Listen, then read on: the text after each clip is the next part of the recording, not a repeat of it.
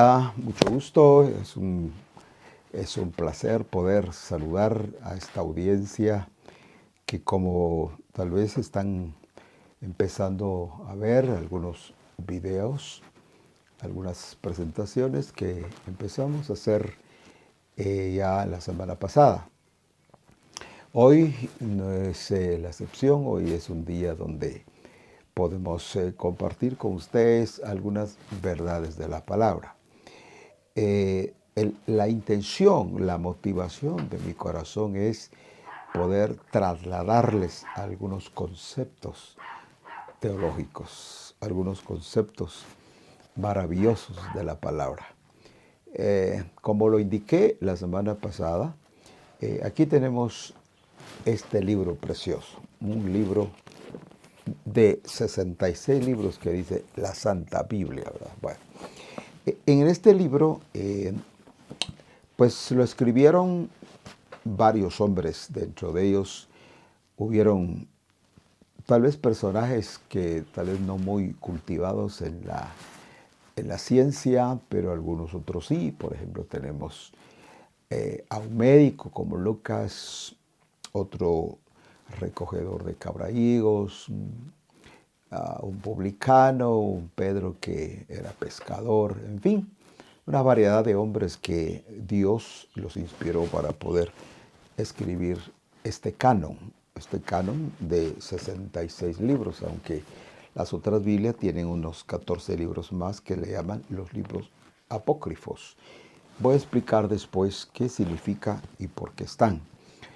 Hoy, como siempre, el espíritu que Dios pone en mi corazón poder compartir, que vamos a compartir varios temas. Los escenarios proféticos, por decir algo, los escenarios proféticos, algo de lo que está pasando, los eventos mundiales que tiene que ver la profecía bíblica con Israel, con Irán, con Rusia, con China, con Turquía, en fin, todos esos países que están involucrados en una guerra sangrienta. ¿Será esto obra de la casualidad o coincide con el concepto teológico de la profecía? Todo eso lo podemos ver. También indiqué que esta palabra, esa Biblia, así, si la vemos así como está escrito, papel y tinta y letra, pues simplemente son conceptos, teorías, historias, logos que le llamaremos en el término griego, y el conocimiento donde mucha gente ha agarrado el concepto de tener lecturas o historias de la Biblia y la aplican.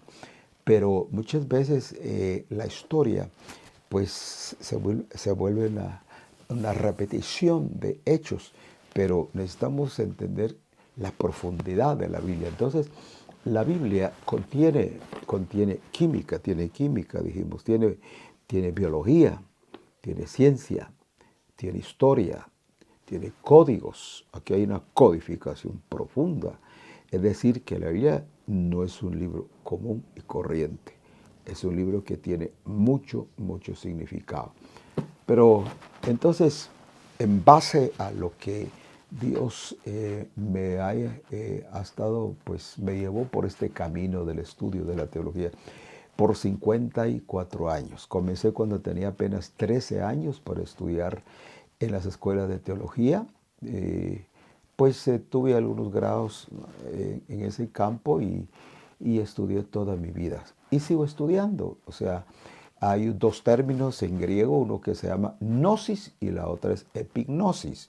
La gnosis es el conocimiento natural, pero la epignosis es lo más profundo que tenemos de las Escrituras. Así que cuando vamos escudriñando más y más la palabra, es una riqueza, es un pozo de agua cristalina, son verdades eternas que iluminan, pero obviamente eso no se va a entender con una mente humana. Yo lo aprendí así, como ven, pues sin pretensiones. Aquí tengo mi biblioteca, aquí estoy en mi oficina, donde toda esta parte tengo más libros y más documentos. Entonces, muchas veces el conocimiento teológico a uno lo envanece, porque recuerdo que cuando estudiábamos, pues el orgullo era llevar varios libros y estar horas y horas estudiando con los catedráticos y aprendiendo de ellos. Pero los tiempos finales de nuestro ministerio, que ya son 54 años, ahora Dios empezó a darnos una perspectiva nueva. Es decir, que no es que haya algo nuevo ahí, sino que la revelación, el entendimiento y la profundidad que existe en cada página. Y vemos que hay, pues es un río cristalino de aguas profundas. Así que cuando uno tiene ese espíritu lindo de poder entender las Escrituras desde otra perspectiva, ¿verdad? Desde otra dimensión, desde otro ángulo. Entonces esa cosmovisión divina nos hace ver la química que está ahí en la palabra. Y entonces uno ama la palabra. Entonces ahí hay verdades tan profundas que yo amo esto por años y años. Y este es mi trabajo. Gracias a Dios, Dios me ha dado el privilegio de poder equipar a cuantos alumnos en este campo, y ha sido una bendición ver tantos alumnos que Dios nos ha regalado. Bueno, entonces hoy voy al punto. El punto central de esta exposición es la siguiente: la iglesia de poder a decadencia. Y vamos a analizar un poquito la historia. Vamos a analizar un poquito la historia. Por ejemplo, vamos a ver un poquito cómo fue que la iglesia primitiva, la iglesia de los hechos de los apóstoles, que aquí está en 28 capítulos. Hay un libro que se llama Hechos de los apóstoles, con 28 capítulos. ¿Qué pasó con esa iglesia? ¿Qué pasó? Esas iglesias que se fundaron en Turquía. En Turquía están las 7 iglesias del Apocalipsis capítulo 2 y capítulo 3. Pero de esas iglesias solo quedó historia. Nunca más se oyó. Turquía tiene 70 millones de musulmanes. Es un país totalmente musulmán. El evangelio no llega ni el 1%. Entonces hay un desbalance ahí. ¿Por qué? ¿Qué fue lo que pasó? Y eso es lo que me interesa que escudriñemos. Y en estos días que vamos a hacer estos pequeños videos, quiero realmente ver la riqueza que hay en esa historia. Ahora, note lo que voy a decir. Hay un antiguo adagio, fíjese, un antiguo adagio que dice: si no aprendemos de la historia, estamos destinados a repetirla una vez más. Si no aprendemos de la historia, estamos destinados a repetirla. Dios mío, ¿a dónde vamos? ¿Qué es lo que quiere decir esto? Bueno, hay un versículo en el libro de Eclesiastés, capítulo 1 y versículo 9. Y es interesante porque Eclesiastés capítulo 1 y versículo 9 dice: ¿qué es lo que fue? Se está planteando una pregunta. ¿Qué es lo que fue? ¿Qué es lo que fue? Bueno, lo mismo que será. ¿Y qué es lo que ha sido hecho? Lo mismo que se hará. No hay nada nuevo debajo del sol. Es decir, que como que hubiese un ciclo repetitivo de la historia. Para ver los detalles de la historia, pero no repetirla.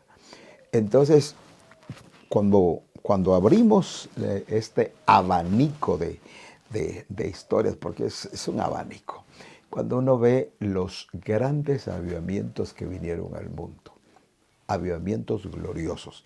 Y déjeme decirle que hay una parte de la historia, en la historia secular, ¿ok? La historia secular, hay una parte que se conoce como la Edad Media o la Edad Oscura, así se le llama, la Edad Oscura o la Edad Media. Algunos lo ponen de 600 años y otros lo analizan por 1000 años. En esa historia, en ese tiempo, ¿qué fue lo que pasó? ¿Y dónde pasó todo eso, Pastor Belarmino? En Europa. En Europa hubo una ignorancia total del conocimiento de la palabra, invadido por brujería, por espiritismo, por todas esas oleadas de oscurantismo. Ya después vino lo que se llaman las cruzadas, imagínense, la Santa Inquisición, que de santa no tiene nada, por supuesto, todo eso hay que explicarlo. El tiempo de la Reforma, ¿verdad? El Renacimiento y cómo vinieron todas esas catedrales, escuelas, universidades en toda Europa, todo eso hay que explicarlo. Y obviamente me encanta porque me he dedicado a estudiar un poquito de la historia. Bien, entonces, continuando un poquito más, ¿qué se hizo la historia del libro de los Hechos? ¿En qué pararon esas congregaciones? Vemos, por ejemplo, Éfeso significa amor fraternal, el amor, el primer amor de la iglesia. ¿Qué se hizo? ¿Qué pasó ahí? Se perdió. ¿Qué pasó con Esmirna, Tiatira, Pérgamo, Sardis, Filadelfia, Laodicea? ¿Qué pasó? Se perdieron. No existe más que la historia y por lo que está escrito y cómo se fundaron. Entonces, voy a agarrar una época donde ya podemos ir enfocando un poquito más. En el año 1636 se fundó en los Estados Unidos la universidad más prestigiosa del mundo, aunque hay otras, Oxford y otras más, pero Harvard. En el año 1636, la fundación. ¿Cuál era el propósito? De equipar ministros, líderes y lanzarlos al mundo.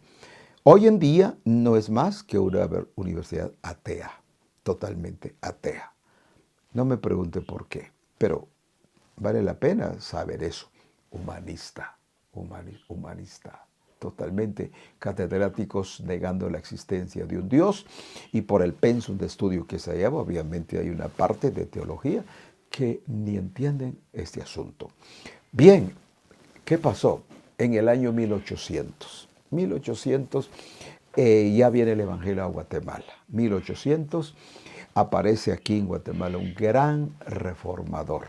¿Sí? Un gran reformador. Justo Rufino Barrios, año 1882, por ahí. Y comienza un despertar en Guatemala que no era más que un oscurantismo total. La oscuridad había llegado.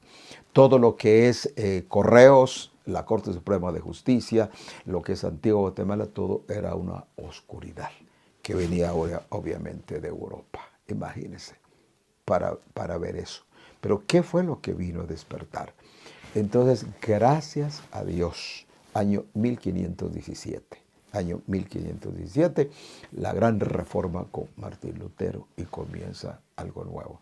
Pero en el año 1904 y 1906 aparece un gran despertar en California y ese despertar se llamó la calle de Azusa. Los que quieren leer, ahí está la historia, la calle de Azusa. ¿Y qué pasó ahí?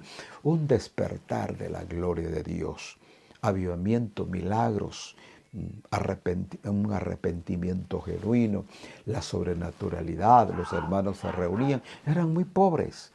Y ese es un detalle muy interesante, que la iglesia no pierda su visión, porque parece ser que la riqueza, el orgullo, ha hecho que se desvíe la iglesia de su propósito. Líderes que son poderosos, sí, pero han perdido la visión. Y como dice el libro de Oseas, hicieron la grandeza de templos, pero se perdieron la esencia de amor al perdido, amor al hijo pródigo, la restauración de familias, de hogares. Cuando hay una restauración en la congregación, en la iglesia, hay una restauración en lo político, en lo económico, en lo social. Dios bendice la banca, Dios bendice el comercio, porque ese es el Evangelio. El Evangelio es de poder. ¿Y por qué no fluye, Pastor Belarmino? ¿Por qué no se ve esa claridad? Porque nosotros somos los culpables. No hemos tenido la eficacia y el poder del Evangelio, que es glorioso. El Evangelio transforma, el Evangelio cambia, da nueva estructura, da un modelo. La Biblia dice que por el testimonio será predicado el Evangelio. De manera que de eso quiero enfocarme. Y si usted quisiera, pues, hacerle algunas preguntas o aportaciones, yo creo que ahí va a aparecer un correo electrónico, va a aparecer un número de teléfono donde usted puede hacer sus preguntas y aportar. Me gustaría dialogar, ¿verdad? Interactuar con usted, me encantaría, porque eso es la parte que a mí me gusta. Imagínense que yo sigo aprendiendo, no necesariamente lo sé todo, lo sigo aprendiendo. Bien, entonces, en la segunda parte ya con este enfoque bastante amplio, pero no los detalles, porque solamente así, a grosso modo, estoy tratando de ir viendo un poquito de dónde estamos, qué estamos haciendo y para dónde vamos. Así que el interés que yo tengo, la motivación que yo tengo es edificarlo. Eso es todo, edificarlo. Y tal vez en algún punto de las Escrituras poder entender algunas cosas que son un poquito oscuras y por eso la gente no entiende.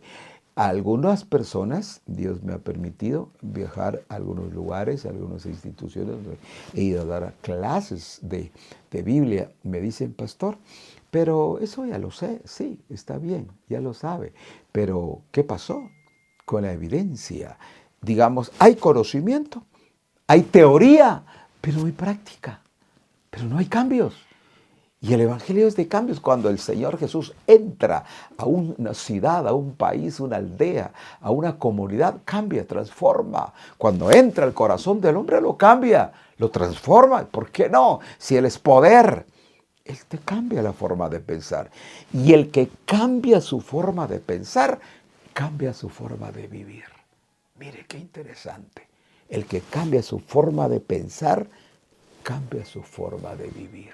Así que es un privilegio tenerlo a usted, escuchando pues el honor de escucharme y que el Señor lo bendiga de manera muy, pero muy especial. Entraremos en una segunda etapa. Por hoy, bendiciones a todos.